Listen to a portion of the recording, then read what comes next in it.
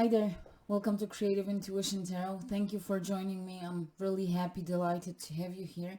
My name is MJ and today I'm inviting you for May Shadows reading. So this is a collective reading where I look at the gloomy, shadowy aspects of the month and vibes, energies that we may be prone to, so that we can see how to best navigate through them and still make the best out of that particular month. Okay, so that is the intention of today's reading and I hope that you will enjoy.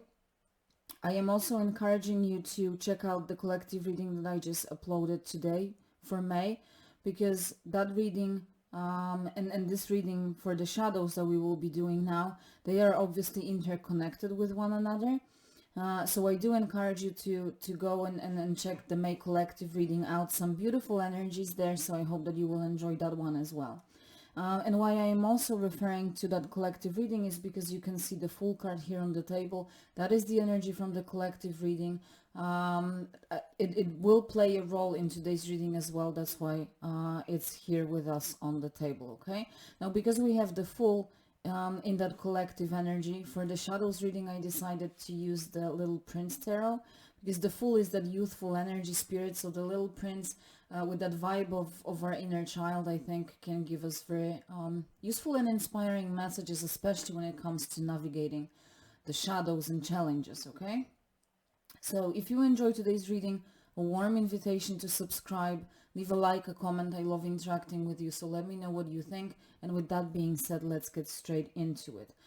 Just a few words about the Fool. As that introduction to the reading, the Fool is all about new beginnings. In short, again, I will refer you to the collective reading for details. It's about taking the leap of faith towards unknown, towards a new adventure.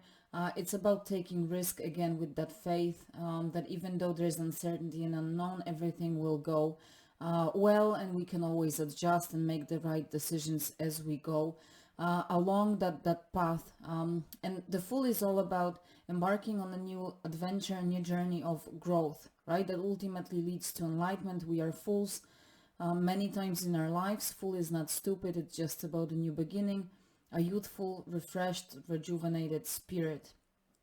Okay, so naturally, when we think of that, taking that risk, the leap of faith, especially towards the unknown, having faith, the natural shadowy or gloomy vibe that I pick up on is fear, exactly of that unknown, of uncertainty, fear of failure, of not being prepared well enough, of this being too good to be true, you name it. I mean, those fears will be different for everyone, but what they are about is fears of those new beginnings, especially where we don't control the outcome fully. Like, we embark on that journey, we don't know exactly where it leads us. We need to have that level of faith that it's leading to our growth, right?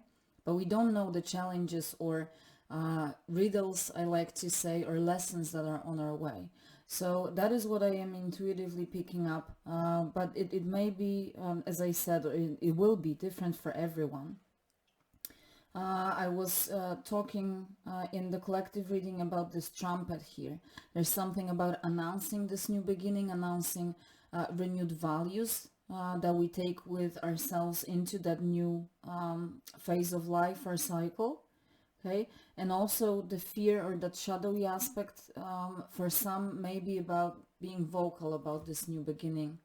Okay, expressing it, announcing. For some it may be about going public, it may be career related, maybe about expressing feelings. I know it may be related to relationships, so again, take it as it resonates with you. So with that introduction, the first card, and I was just going to say, let's see what is that key gloomy energy that we should be aware of. And we have the Nine of Cups, and that is very interesting because when we have the Nine of Cups, that is one of the happiest cards in the tarot deck. It's all about self-made happiness, right? So what is the shadowy aspect of a self-made happiness? Well, again, there are at least a few possibilities, but am I ready? Am I capable of doing this? Am I able to, even if I create it, to maintain it? Am I ready to really reach for that happiness? And also when it comes to fears and that shadowy aspect of this card, Nine of Cups to me is the card of self-made happiness. There's one person, they made certain decisions in the past as they were walking through that path of the cups. and they reached for their happiness. They embarked on a quest to find it. So the fear that comes to me intuitively is that fear of taking the responsibility and really accepting fully that my success, happiness, and even though it's cups, it's not only about emotional happiness, it can be fulfillment on material level as well, creative. Am I capable of creating this, and am I willing to accept that responsibility, that it's in my hands? I cannot blame, for lack of a better word, or point fingers on others or other things that I'm not happy. It takes certain level of maturity, again, on emotional, mental, maybe physical level for some as well, spiritual definitely, to accept and acknowledge that it's all in my hands to create, that I cannot expect the world or others to create my abundance and my satisfaction. And similarly, when we embark on that journey, that really big new beginning symbolized by the Fool, Major Arcana never speak of ordinary stuff. This is an extraordinary event, a huge transition with the Fool. It does encompass taking that responsibility and accepting that everything that happens on that journey depends on me. I mean, I may be facing certain challenges, but it depends on me, how I tackle them, how I approach them. Do I give my power away to those challenges, or do I have that belief, not only faith in like divine support and destiny, but faith and belief in myself, in my skills, in my talents, and in the fact that I deserve happiness. That is the fear.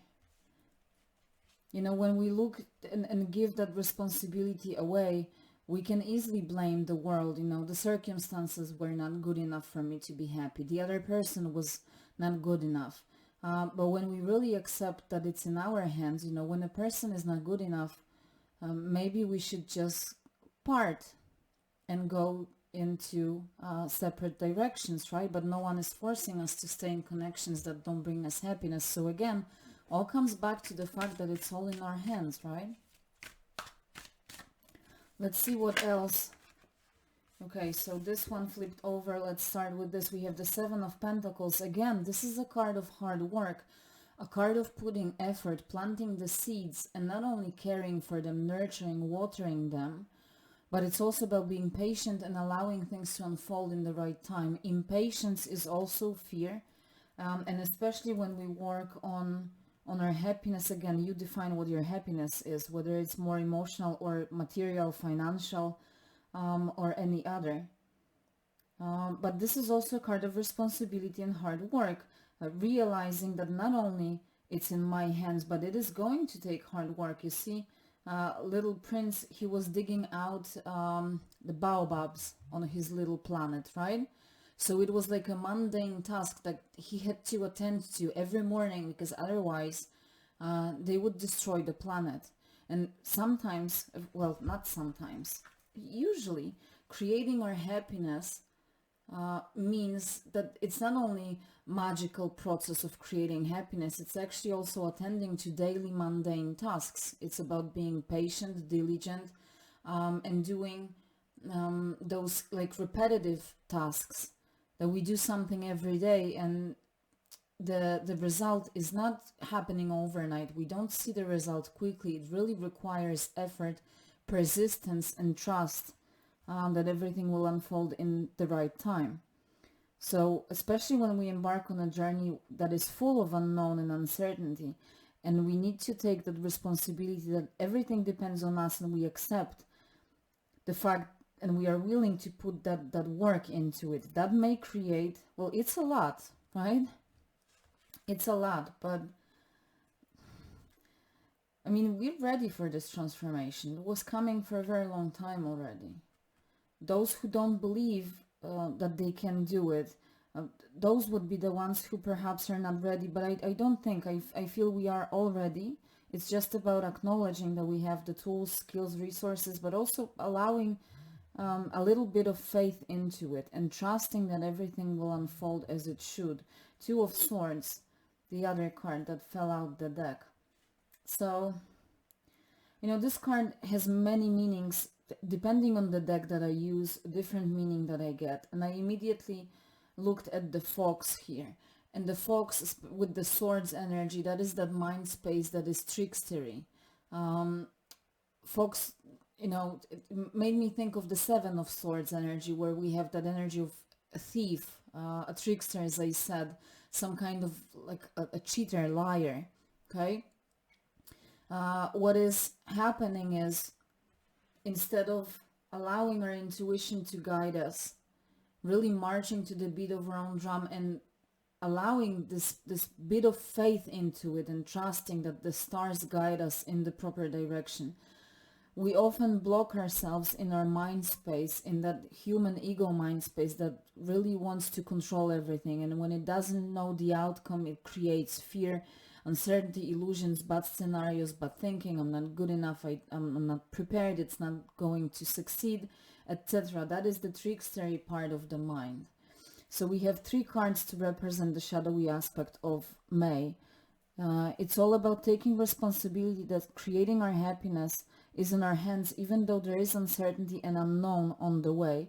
It is our responsibility to tackle those things as we go. They are on our path for us to learn from them, right? So taking that responsibility and being willing to put diligent but often mundane work, okay, or attend to those mundane daily tasks, accepting that the result, the outcome that we desire will not happen overnight, that it will require time, patience, persistence, and again, faith and trust. But it's going to be abundant if we allow it to.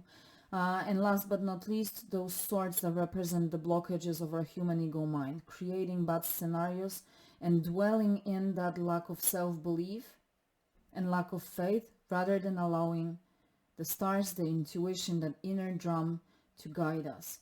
And I hope that made sense. Sometimes I just, go with the flow. I talk a lot when I do those readings, and then at the end I think if what I said made sense. So I hope it did. But it definitely makes perfect sense with the full energy. I said it's a huge transformation for us, and I think going through and accepting those aspects here is one of the biggest parts of this transformation, is where the changes should take place in our approach, in our attitude, taking that responsibility, putting really diligent effort and work into creating that happiness, satisfaction, fulfillment, and allowing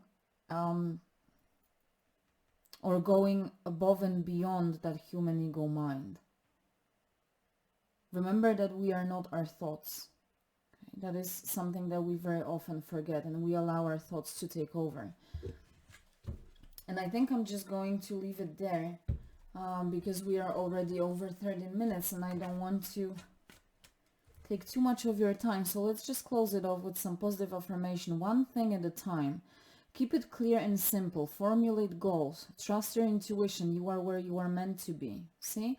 One thing at a time. Very often fear comes from the fact that we want to create all of those things, 9 cups, 7 of coins, all at the same time. And we are being very harsh on ourselves when we are not able to figure everything out immediately.